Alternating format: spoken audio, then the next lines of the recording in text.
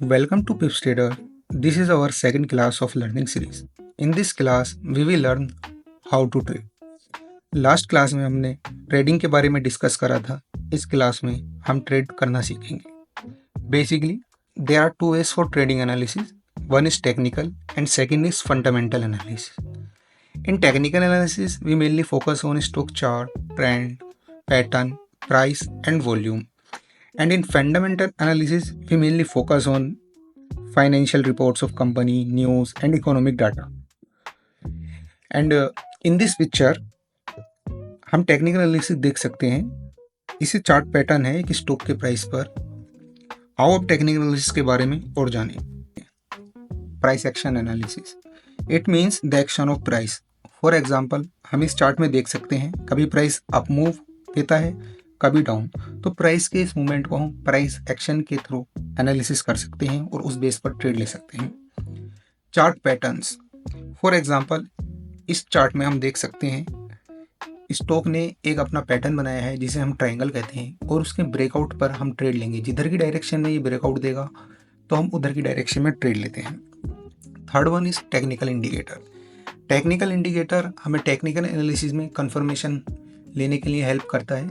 इससे हम trend use कर देख सकते हैं. फॉर एग्जांपल हम EME यूज़ कर सकते हैं जिससे हम ट्रेंड पता कर सकते हैं और काफ़ी भी हैं.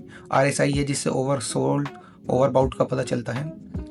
And last one is risk management and strategy. This is the most important part because आपको गुड रिस्क रिवार्ड चूज़ करना पड़ेगा और एक ऐसी स्ट्रेटेजी चूज़ करनी पड़ेगी जिसमें अच्छा रिस्क रिवार्ड हो और उसकी एक्यूरेसी भी अच्छी हो. आओ अब हम फंडामेंटल एनालिसिस देखते हैं. Macro economics factor. It includes GDP growth of country, inflation in the country, unemployment, government policies, company financials. It includes income statement of the company, balance sheet of the company, cash flow statement in the company. Industry and market trends. इसका एक example ले लेते हैं. Nowadays AI is in trending, so most of the people is investing in AI fields. News and events impact.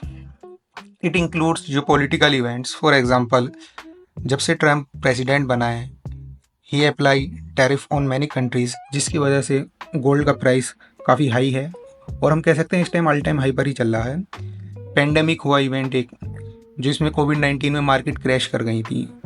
अब हमने दोनों analysis के बारे में जान लिया. अब हमारे दिमाग में आएगा which one is better and easy. आओ उसे देखते हैं. Fundamental analysis. Faster decision making. इसमें हम ओनली चार्ट की हेल्प से ट्रेड कर सकते हैं. हमें इसमें कंपनी के balance sheet, cash flow statement किसी चीज़ की ज़रूरत नहीं होती. Works in any market condition, चाहे इंडियन स्टॉक मार्केट हो, क्रिप्टो मार्केट हो, फॉरेक्स हो. टेक्निकल एनालिसिस की हेल्प से हम हर मार्केट कंडीशन में ट्रेड कर सकते हैं. Clear entry and exit point. Chart की वजह से हमें clear entry and exit point मिल जाते हैं क्योंकि चार्ट में हम कैंडल यूज़ करते हैं. कैंडल के नीचे स्टॉप लॉस रख लेते हैं, टारगेट उस हिसाब से ले लेते हैं. Short term trading suitability.